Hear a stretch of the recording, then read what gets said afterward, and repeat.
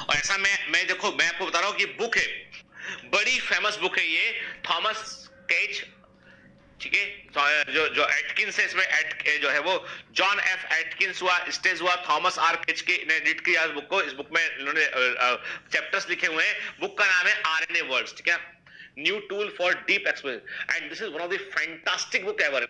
यदि आप जब हायर लेवल पे जाओगे, मॉलिक्यूलर बायोलॉजी पढ़ोगे, तो ये बुक बड़ी अच्छी बुक है।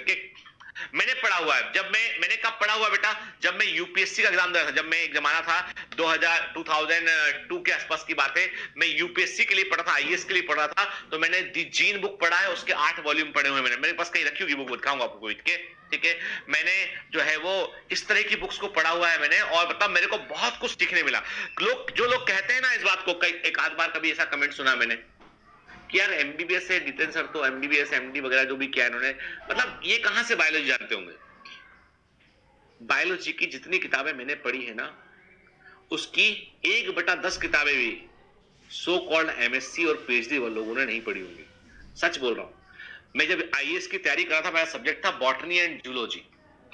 फिर मैंने चेंज किया जूलॉजी का, बॉटनी एंड एंथ्रोपोलॉजी रखा मैंने, ठीक है। फिर चेंज किया मैंने, बॉटनी एंड ज्योग्राफी रखा मैंने। फिर तो मैंने जो जितना मैंने बायोलॉजी के लिए पढ़ा, एंथ्रोपोलॉजी के लिए पढ़ा मैंने, और यूपीएससी में मैं बिल्कुल कुछ मार्जिनल नंबर से रहा हूं। हालांकि फेल तो फेल होता है भाई, ठीक है, मैं फेल हुआ, मैं मानता हूं, गर्व से कहता हूं, मैं फेल होने के बावजूद बहुत कुछ सीखा मैं यूपीएससी से।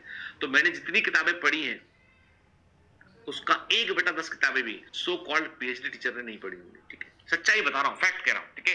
क्योंकि यूपीएससी ऐसा निचोड़ लेता है आपको। वो जमाना डिफरेंट था कि आपके 2 सब्जेक्ट हुआ करते थे मेंस में, दोनों सब्जेक्ट के 2-2 पेपर होते थे। अब तो एक ही सब्जेक्ट बचा है, 2 सब्जेक्ट हुआ करते थे, और तगड़ा पढ़ना, और सीटें बड़ी लिमिटेड होती थी इस समय, मतलब वैकेंसी बहुत कम निकला करती थी। 2001-2 में आप देख लो उठा के। तो हम लोग उस जमाने में तैयारी किए हुए, सपना था कि मैं आईएएस बन जाऊं। सबका पूरा नहीं होता यार, कोशिश करते हैं। आज भी दुख है कहीं ना कहीं, इसलिए मैं तुमसे कहता हूं, जब तुम डॉक्टर बनने का सोचते हो ना, पूरी ईमानदारी से पढ़ो बेटा, क्योंकि जिंदगी में तुम कुछ भी बन जाओगे, एक दुख रह जाएगा, टीस रह जाएगी। शायद आज मैं जो कर रहा हूं, यदि मैं आईएएस होता तो शायद और बेहतर प्रकार से कर पाता मैं, या मैं नहीं कर पाता। मुझे नहीं मालूम है कि मैं सही हूं, गलत हूं, क्या हूं, लेकिन मुझे इतना मालूम है कि हाँ, एक कोई चीज थी जो मुझे हासिल नहीं हुई। Yes, I got failure that, unsuccess मैंने भी महसूस किया है। जब यूपीएससी का मेंस दे के आया था, हाँ, सब कुछ हुआ, लगा, उम्मीद थी, फाइनल रिजल्ट आया, नहीं हुआ, तो मैं भी घर में जाके कमरे में बंद होके कुछ घंटे में भी रोया, बहुत दुखी हुआ मैं भी। सारे सपने, सारी किताब, सब सब एक झटके में टूट गया सारा।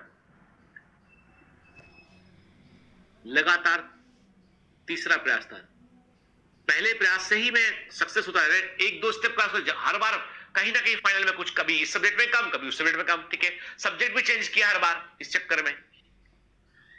3 बार लगातार असफलता, तोड़ दी अंदर से। भारती बोलती रही कि नहीं, एक बार और दो, एक बार और दो। मैंने कहा नहीं देंगे। बुराई ढूंढ ली, 10 बुराइयां ढूंढ ली, सैलरी कम है, ऐसा है, टेंशन बहुत है, नेताओं का इंटरफेरेंस है ना, ये है ना, वो है ना। अपने मन को समझाने के लिए 10 ऐसी बातें नेगेटिव ढूंढ ली जो सिविल सर्विस के लिए बुरी थी, और कहा कि यार मैं तो अच्छा कर रहा हूं, मैं तो कमा भी रहा हूं, डॉक्टर भी हूं, ये भी पढ़ा भी लेता हूं, ये करता हूं, मुझे नहीं देना यूपीएससी, तुम ही करो।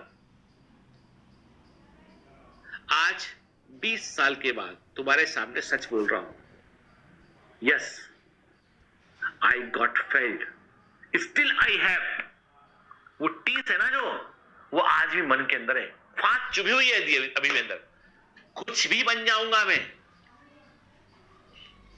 मान लो कोई मुझे उठा के भारत का प्रधानमंत्री या कुछ बना दे मुझे बड़ी पोस्ट पे, तो भी मेरे मन में वो फांस तो फंसी रहेगी।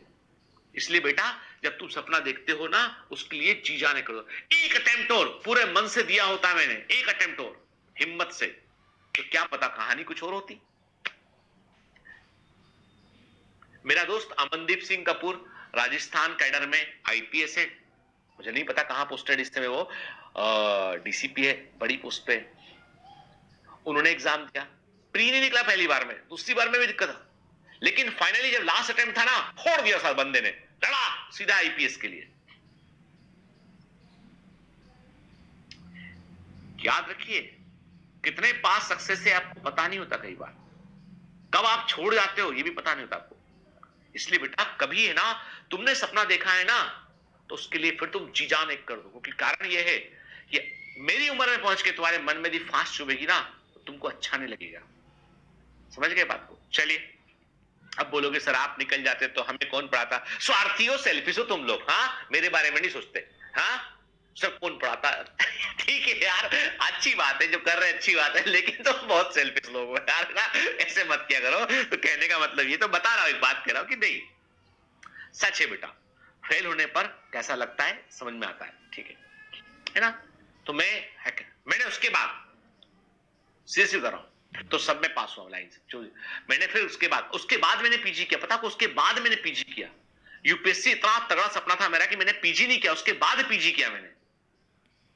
उसके बाद फिर मैंने क्या किया, मैंने फिर पीजी किया, फिर मैंने तमाम एग्जाम, इतना डिग्री बटोरा मैंने बैठ के कि यार ये भी डिग्री जॉन हॉपकिंस का ले लो। उसका मन में फ्रस्ट्रेशन था, एक गुस्सा था, बॉस्टन से, हार्वर्ड से, ना यहां से, ना वहां से, ना एमबीए, ना सब क्या क्या होता है, लेकिन दोस्त उसका विकल्प तो नहीं हो सकता। मन में आया बीच में, प्रधानमंत्री जी ने बोला कि भैया पैरेलल बाजू से जो दूसरे स्ट्रीम है उनसे भी आईएएस अंदर ले रहे हैं। पता किया अपन ने जाके, तो मालूम चला नहीं अपन एलिजिबल नहीं है उसके लिए भाई, वो अलग ही लेवल के लोग होते हैं वो जो जा सकते हैं पैरेलल एंट्री में। क्यों इतनी डिग्री मेरे पास, गुस्सा, फेलियर। दिल से कह रहा हूं बेटा आपसे बातें में, जो मेरा अनुभव है ना उससे सीखो कुछ, कि तुम्हें फेल नहीं होना है, ठीक है। चलिए तो एक काम करते हैं हम,